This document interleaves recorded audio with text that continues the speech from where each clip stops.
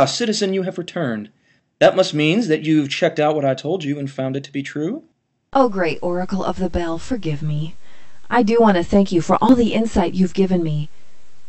Yes, since we talked last, I've done a lot of research and I've talked to a lot of people. People keep pointing to Jefferson and Franklin as key shapers who are secular-minded. I'm not sure how to respond to that. Jefferson and Franklin are often cited as examples of secular founders without considering what they actually said.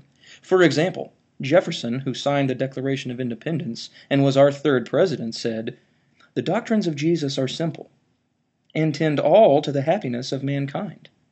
That is an important statement, considering Jefferson helped base the government on our divine right to pursue happiness. He went so far as to state, "I am a real Christian," that is to say, a disciple of the doctrines of Jesus Christ. And Franklin, who signed both the Declaration of Independence and the Constitution, said, "As to Jesus of Nazareth, my opinion of whom you particularly desire, I think the system of morals and his religion as he left them to us is the best the world ever saw or is likely to see."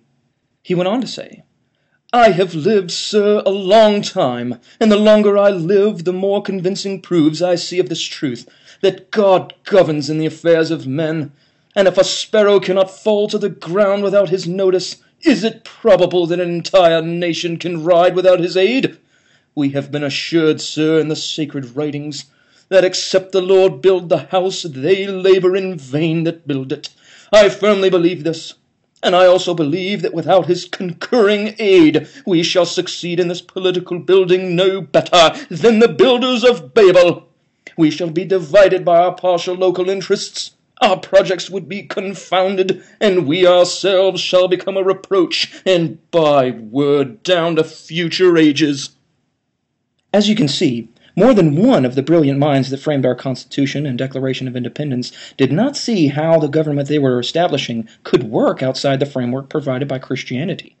The very first Supreme Court Justice, John Jay, went so far as to say that Americans should elect and prefer Christians as their rulers.